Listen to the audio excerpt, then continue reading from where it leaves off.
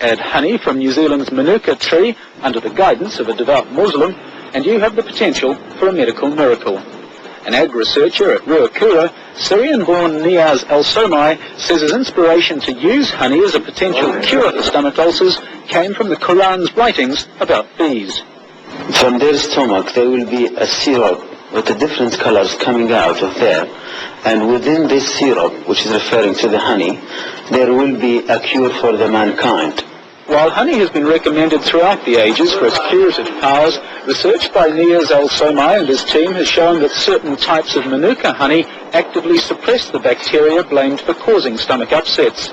The experiments are modest compared with the millions spent by various drug companies. However, Niaz Al-Somai believes honey made from the Manuka tree could help solve a problem that affects 2 in every 10 New Zealanders and costs millions to treat. It's natural, it's safe, it's cheap, and it's sweet.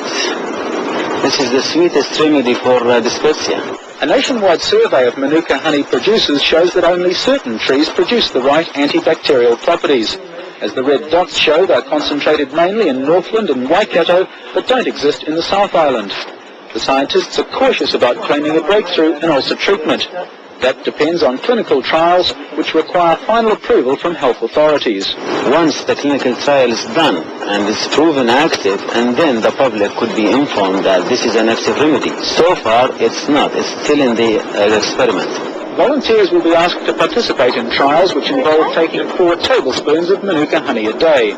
Preliminary results may be known within a matter of months, by which time New Zealand's struggling beekeeping industry could be thrust into the international limelight for providing the cure to a problem that's baffled mankind for centuries. Owen Poland, 3 National News. There you go, Winnie the Pooh had the right idea all along. John. Bill, thank you very much indeed.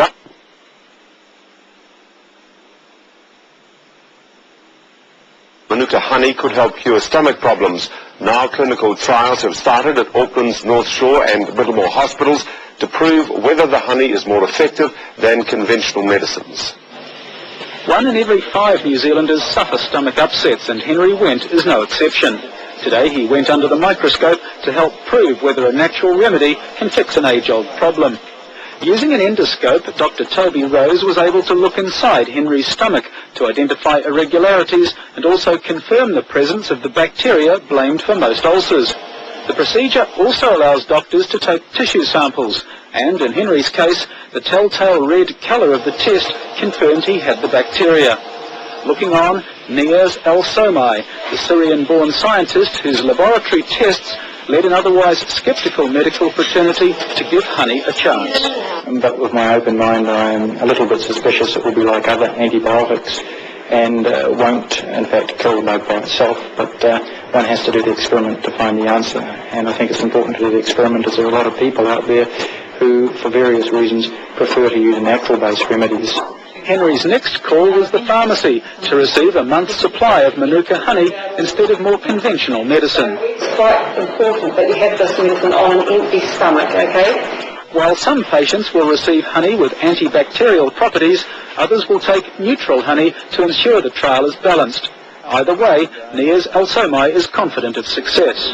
I'm very confident, and that's why we're doing the clinical trial. This is the only proof we can give to the people whether this is an active remedy or not. The trials will take around 2 months, by which time doctors and scientists will know whether they have a medical breakthrough. Owen Poland, 3 National News. Returning to the top stories this week. Feel better and save money. The treatment isn't new, but it does mean less medication. Just take a deep breath. Forget your shoulder. Don't take it from the top of your shoulder. Just take it from your tummy. See? You have improved.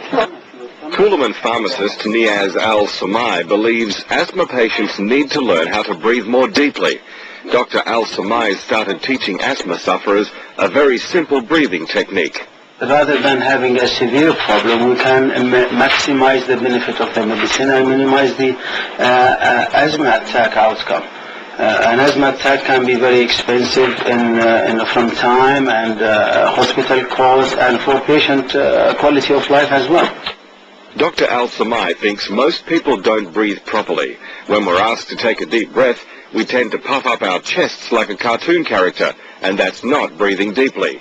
We're trying to get the patient to breathe well. At the moment, what we have seen that patients are using about 16 to 20% of their lung capacity. The pharmacist has found asthma sufferers who take shallow breaths are not getting enough medicine from inhalers into the lungs' diseased areas. And so when we asked them, and they realized that I've been using my diaphragm wrongly, not the correct way, so they try to correct it, and they appreciate it, because the more oxygen you get into your body, the better living you have. Breathing down into the diaphragm is not a new idea. Professional vocalists learn to do it as part of their training, but anything that gives asthma patients relief and a saving on medicine costs is worth a try. Alan Shintu, Prime News. Next in the sport.